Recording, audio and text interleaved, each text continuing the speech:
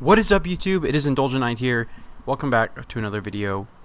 Today we're going to be playing Magic the Gathering Arena. Today I'm just going to do a simple gameplay. Nothing too crazy, nothing too obnoxious. But I would like to kind of start building up to a series that I want to do in the future. Can pre-builts get you to a higher rank? Can pre-built decks get you to a higher rank on Magic the Gathering Arena?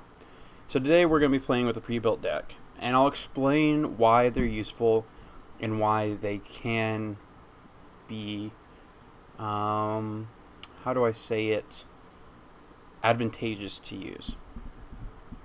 So today I'll be playing with this green and red, or green and blue deck that I managed to earn through doing a sequence of challenges and stuff like that.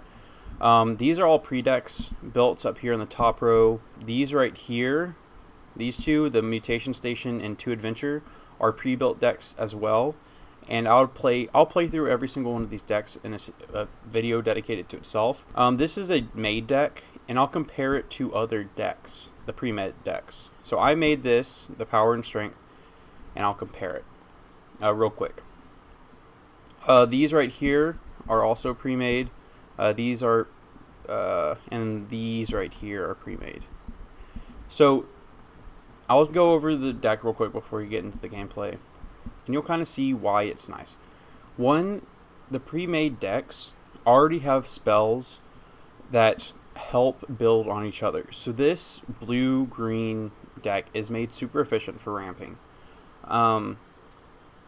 Ramping is basically the principle of building up mana stores as fast as possible so you can put out bigger creatures as quick as possible. Like, for instance, on turn 3 I was able to put out this Pursued Whale because I was able to mana ramp so quickly with this deck. Now, you can mana ramp even better without pre-made decks. So like, you can add touches that are specific nuances to how you play, but also the cards you want to be able to throw down. This is good though, just to get you the basics of ramping. And I did add one card, and I added the Null because there was a couple times I wish I had the card. So I did add that. So it's pre-made, but I made my own little addition. Now this deck that I made, which is a white and blue, also, just so y'all know, white is usually referred to as the life domain. So white also has a lot of card ramping. So for instance, let's go over here. So for instance, this card, the Leonin War Leader, every time you attack, you put on 2 lifelink 1/1 cat tokens, which isn't that good because 1/1 isn't that powerful, but you are able to access lifelink, which whenever you attack or hit something, however much damage you do, which is 1, you gain in life. So I love playing this card when I'm playing a white deck. With another card that I'm trying to show y'all, where is it? The Hallowed Priest. So whenever you gain a life, you put a +1/+1 counter on Hallowed Priest. So having the Leonin War Leader, so every time you attack, you gain 2 life links, which count as 2 different things. So in one attack, you put two +1/+1 counters on Hallowed Priest. So you may play Hallowed Priest on the round that you attack with the Leonin War Leader, and it's already a 3/3 in toughness and defense, or in toughness and attack. Even further than that, white is just a life link, so you could do Charm Stray. The more Charm Strays you get down, the more +1/+1 counters you put on it. But it also has life link, so if you attack with something, you gain life. And Hallowed Priest would get a +1/+1 counter. So you see what I'm talking about? You card ramp. You put more power, you put more toughness into the cards by gaining life. So you're the life domain. Blue is known as like aerial, Yeah, aerial and water type beings, but also some really good spells. A lot of the more defensive cards that I've played with have all come from blue, but all of the aggressive spells that I played with also come with blue. So blue is kind of a defend but wear down kind of gameplay from what I've experienced. Black, also known as a death domain, is exactly like white. It's the life domain, but you like to rely on your graveyard, or you like to suck life from your opponent and give it to yourself. So it's a lot of putting your creatures into fights that you know they will lose, just so when they come back from the graveyard, they're more powerful, or to make it a target. So this Mogus's Favor, it has an escape token, or whatever you would call it, an escape feature. That's what we'll go with. It has an escape feature, which means that for however mana, so this would be 2 non-colored mana and 1 black mana, it can escape from the graveyard. This is super critical in the fact that this card can be played over and over again. So the more it's targeted, the other player is trying to keep you weaker, but at the same time, they're expelling mana. So you're just absorbing their mana and building up your character stronger. And there's also cards to where there's spells in which you can take your whole graveyard, or 5 cards from your graveyard, and put it onto the battlefield with vigilance, or with haste. Not vigilance, with haste. So which means once it comes back into the graveyard, they're ready to attack. So you can go from absorbing damage, absorbing everything, just absorbing spells, absorbing mana, and all that. And then you instantly turn around on them and you attack them with massive damage.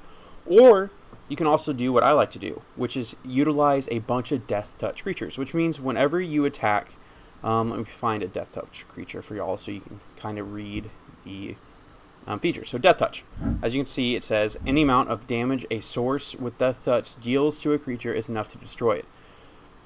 So there are some battles that I've played, or some games that I've played with a black and another color deck, or just a pure black deck, where they forgot that I had a Death Touch creature on the board. And so what they did is they played a 10/10 creature, which they're able to somehow manage to do it with enchantments and all that. So this creature became, after they played a base 10/10 creature with, I think was a T-Rex, and then they put 3 enchantments on it. It was a green deck, by the way. That's why they're able to expel so much mana, because they ramp so much. And so what they did is they put all of their beans into this one card, and it took me a 1/1 Typhoid Rats to destroy this massive creature that they put, I think it was about 20 mana into, through a sequence of really good plays on his part. And that ruined his complete defense. He was counting on this card to win him the game, and I was able to come back from behind and win him the next turn, or to beat him the next turn. So that's the power of black. It's the essence of coming back from the graveyard, absorbing mana, and making plays that kind of annoy your opponent and keep them off kilter, and then you're able to strike really hard. Or you can just do very slow milling damage, where you can make them slowly eat away their life. Like every time you play a card, they lose 2 life, something like that. So that's a power of black. So this is a deck I made, and it has 134 cards. Obviously way too much. So the reason why I like the pre-mates is I obviously have no idea how to build decks, because I'm relatively new to the game. I understand the concepts, I understand the strategies, I just fail to understand how to build decks. So the pre-made decks for me are super advantageous because, 1, I don't have to rely on myself to build the decks, and 2, I can just have fun. So if you want to be able to build decks, play with the pre-made decks. Play with the provided decks for you when you sign up for Magic the Gathering Arena.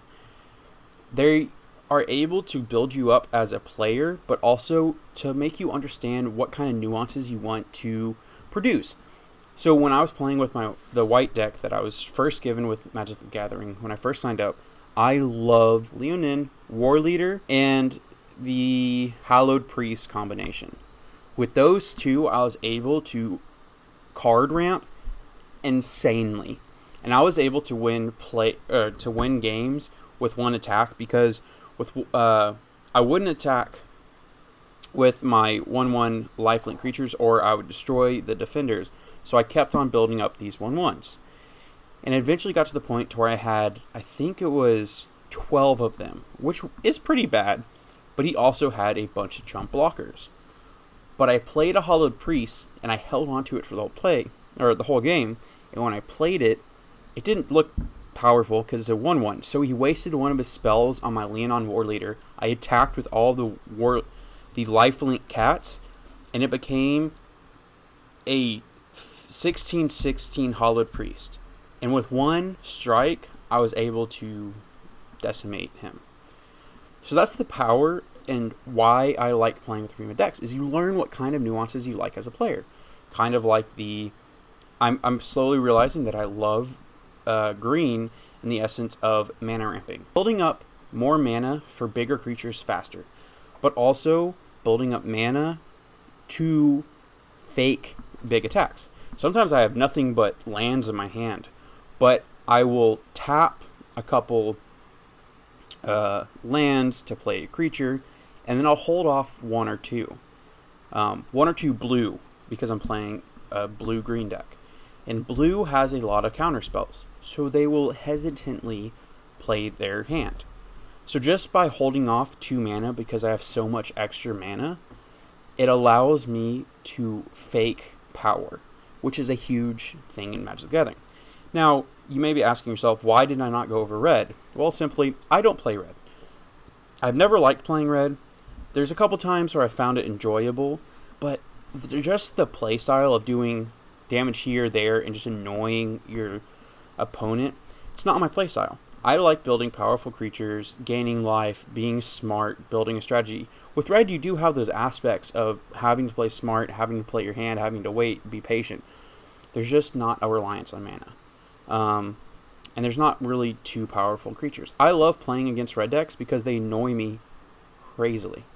But at the same time, I'm so able to beat them because I know what to expect from red deck. I know that I'm going to be hit with small spells. I know I'm going to be hit with very weak creatures. So I absorb a lot of damage at the beginning of the game, and then I build up an army in which they cannot defend against. And that's why I like playing against red, and also why I hate playing red, because it's just not my style. And that's the power of having a pre-built deck. Pre-built decks on Magic the Gathering Arena allow for you to explore what you like. I never thought I would like playing a white and black deck or blue and green deck. I thought I would only like a pure green or a white and green. But by trying out the pre-builts, I realized I like the combination that's in this massive menagerie deck, pre-built deck for me. But I also learned that I love playing black decks, but not solely black decks. I like playing black decks that have an adjacent color to it. So if I play a black deck, I want it to have either life domain or green mana. And that's exactly what these two are. And I love playing with them. If you like this video and my explanation of the colors and the manas and also the power of the pre-built deck, but also your own made deck, please leave a like on this video just to make sure I understand that y'all enjoyed this video. And if y'all want me to go more in depth with the idea of life domain, death domain, red, black, red, green, blue, I can. And if you also want me to go into anything in depth, if I mention something that you have a question about, leave a comment and I'll try to answer it. But if it's worthy of a video and I think that I could go into a really good explanation, I will make a video for it. So keep an eye out, hit that subscribe button and hit that notification bell so that you will not miss a single video, because there's going to be a lot of information coming out from this channel. So if you're a beginner walking in the path of Magic the Gathering, I'll be sure to help you out in any way I can. So yeah, thanks for watching, and if y'all would like to, join the Brotherhood of Knights and hit the subscribe button. That's all I have for today. Indulgent Knight, check